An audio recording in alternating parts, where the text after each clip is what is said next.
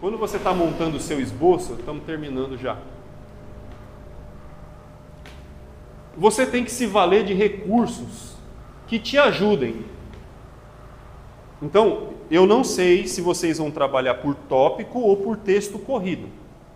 Ah, não, Lucas, eu prefiro fazer um sermão todinho escrito, como se fosse uma reportagem de jornal. Beleza, não tem problema. Então, isso aqui não vai, que eu vou explicar agora, não vai ser muito...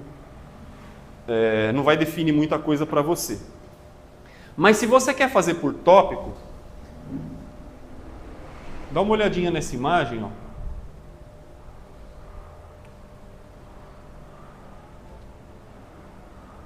Ó, dá uma olhadinha nessa imagem aqui, ó. Não precisa olhar tudo. Eu esqueci meu chá aqui. Não precisa. Isso aqui são 3 maneiras diferentes de mostrar um esboço. Vamos olhar, sei lá, vamos olhar para essa daqui, ó. Só essa coluna, tá? Esquece aqui. Vamos olhar todo mundo aqui, ó. Método tradicional. Ponto 1. Lá em cima, lá, ó. Ponto principal, tá vendo? 1, principal. 2. Tá aqui, ó. 3. Tá aqui. Viu que nessa estrutura não tá nem A e nem A? Beleza? Isso aqui, ó, é um jeito de você organizar o seu esboço. Porque você pode, na hora que você for fazer o ponto 1, 2 e 3, inserir todos os detalhes que você quer.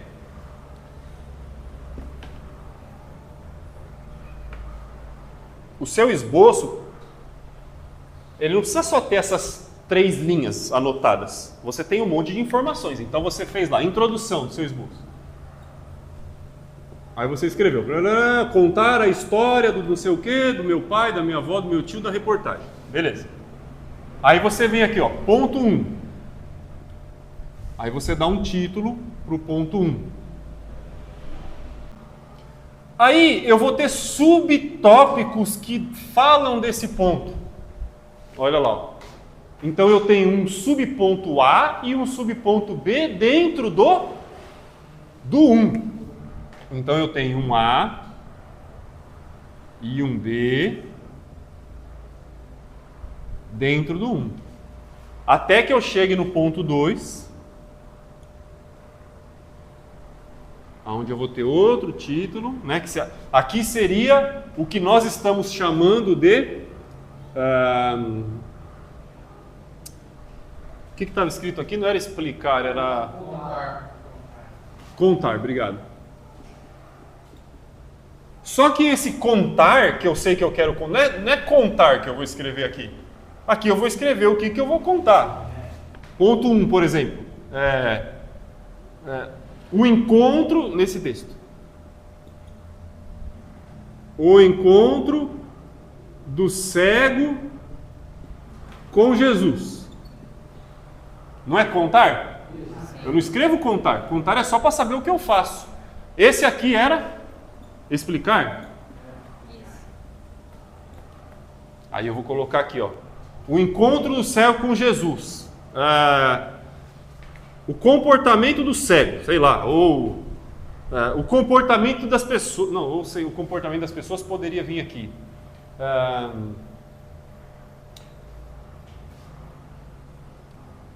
Sei lá, vamos por aqui, ó. O significado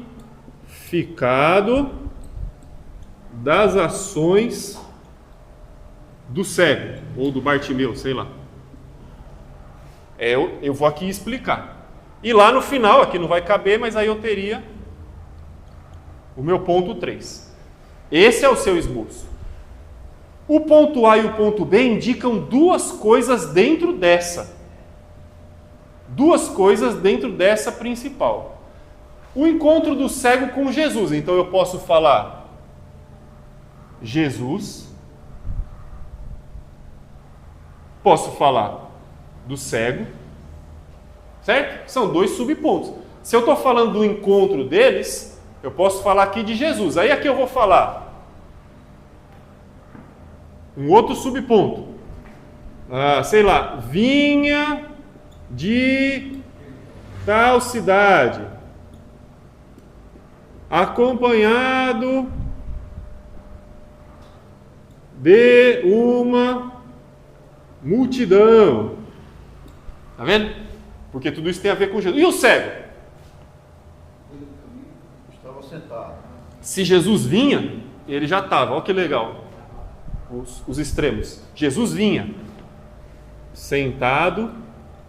Aí você podia. Jesus vinha de tal cidade longe. Você acrescenta uma informação que vai dar riqueza. Sentado, esperando. Olha que interessante. Está vendo como essas coisas enriquecem? Você está vendo contrastes. Jesus vem de longe, o cara está ali faz um tempão.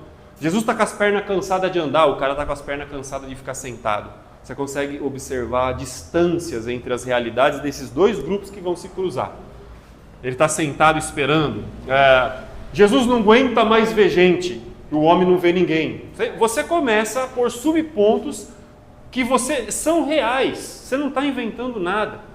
Porque Jesus de fato está chegando, de fato ele está acompanhado de uma multidão, de fato ele deve estar cansado, o cara está sentado, você está vendo, você não precisa criar nada, você só vai anotando e vai lendo o texto com calma. Possivelmente ele está sentado em frente à porta da cidade. Certo? Então você está pondo esses detalhes. Então olha lá, eu estou contando a história, organizando as informações de uma maneira lógica. Eu falei de Jesus, falei do cego. Agora, eu posso até acrescentar um ponto C aqui embaixo, ó. Tá, eu vou trazer para cá, desculpa, ó, vou trazer para cá, ó. C. Esse cego já tinha ouvido falar de Jesus, ele estava lá esperando, e quando chegou aquele tropeiro de gente de cavalo, ele já escutou aquele barulho de só, ele está chegando, Jesus, cala a boca, não vou matar. Isso. Ele chama de Davi, ele está ali de alto ali, de ouvido, não Jesus na redondeza, ele chama de Davi. Isso. Aí é interessante essa parte do filho de Davi, que ele já tem que entrar aqui, ó. Porque explicar o que significa para um judeu esse filho de Davi já não é só contar a história. O meu público hoje aqui já precisa que isso seja explicado. E isso já dizia o Messias, rei, ó, estou aqui precisando de você, né? Então, esse ponto sobre o clamor dele, ó, então, lá no coisa falava assim, ele, naquele esboço que a gente teve lá, falava que ele teve humildade, humildade de estar sentado, coragem de clamar, fé de se levantar e perseverança de seguir Jesus, né? Então, nessa parte da fé, do clamor dele, né, o significado das ações cego, o clamor, aí eu poderia explicar aqui, ó, o clamor dele, aí eu ponho um aqui, ó, o que significa,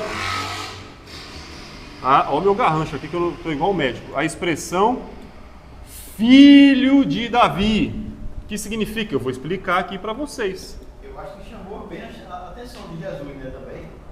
Será que alguém já tem chamado Jesus de filho de Davi assim, diretamente? Ah, tinha. Mas isso necessitava que a pessoa tivesse confiando que ele era o Messias, né? Então chamava mesmo a atenção de Jesus, não porque fosse uma fala rara, mas porque indicava alguém de muita fé, né? Eu poderia incluir um C aqui, ó, porque se eu vejo Jesus, vejo o cego, mas vejo os discípulos, e você falou bem, que Jesus entra, o cara espera e os discípulos, qual o comportamento? É descrito no texto? Shhh, cala a boca aí, meu, você está atrapalhando. Eu posso colocar isso aqui, ó.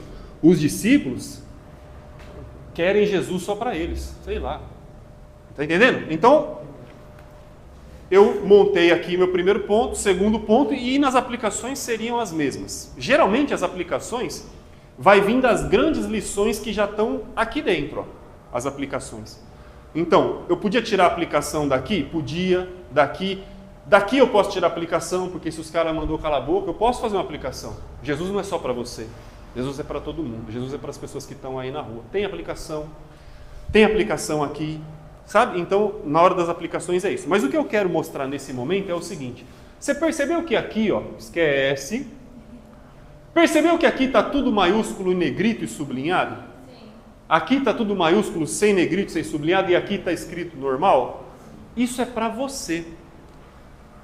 O fato de você vir aqui e colocar, em vez de escrever do jeito que eu escrevi aqui, ó, ponto 1, você escrever assim, ó, na sua folha, no seu esboço, né, na hora que você vai vir pregar mesmo, porque você vai fazer um monte. Se você quiser fazer no computador, você apaga e faz de novo. Mas se você faz no papel, você vai fazer uma, vai riscar, vai passar limpo, vai fazer mais uns ajustes, vai passar limpo umas 3, 4 vezes. Aí você na sua folha escreve assim, ó, ponto 1, bem grandão. Aí você pega lá o marca-texto lá, ó, e passa em cima do negócio lá. Passa aqui também assim, ó, e põe tudo em maiúsculo. Para quê?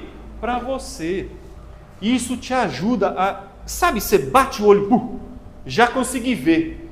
Se você começa a colocar um monte de linha escrita igualzinha, uma atrás da outra, embaixo da outra, você olha aqui e olha para o público. Quando você olhar aqui de novo, aonde eu estava? Tem 20 linhas, aí você fica assim, ó, peraí, isso aqui eu já falei. Então o que você faz? Use recursos visuais desse tipo aqui, ó, parágrafo, marcas em negrito, sublinhado, letras maiúsculas, letras, números que te ajudam.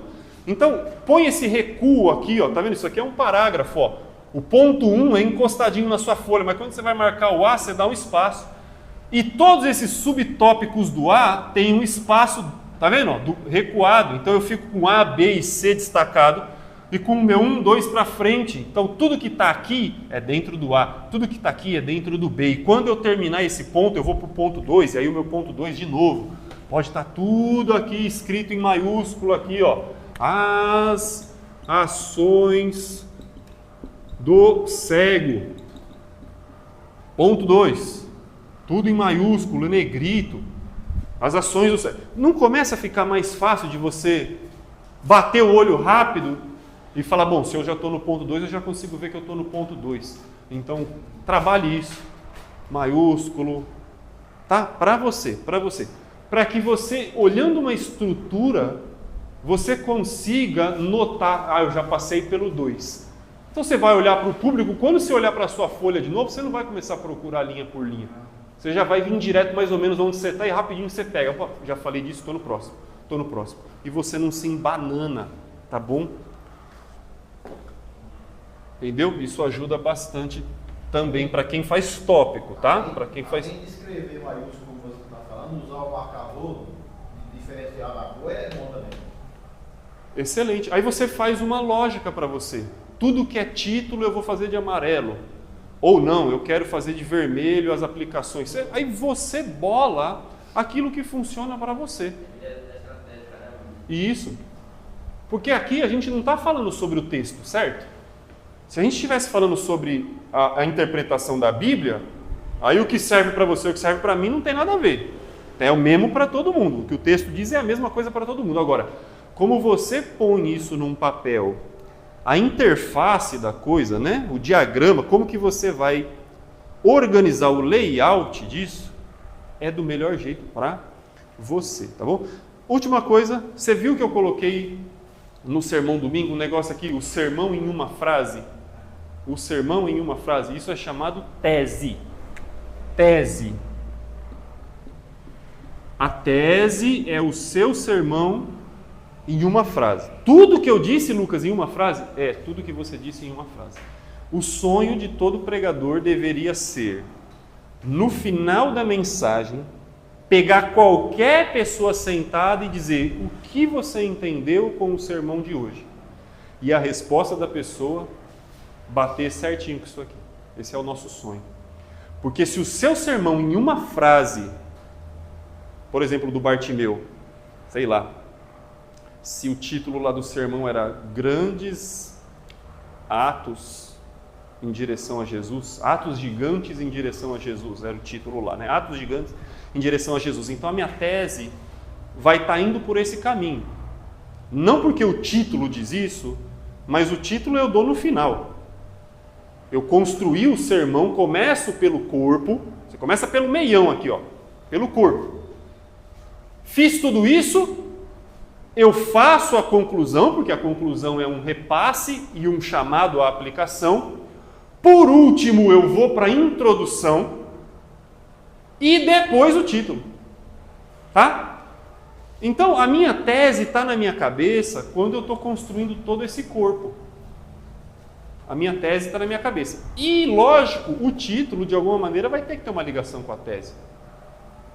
Vai ter que, de alguma maneira, falar sobre a tese, fazer uma pergunta que a tese seja a resposta.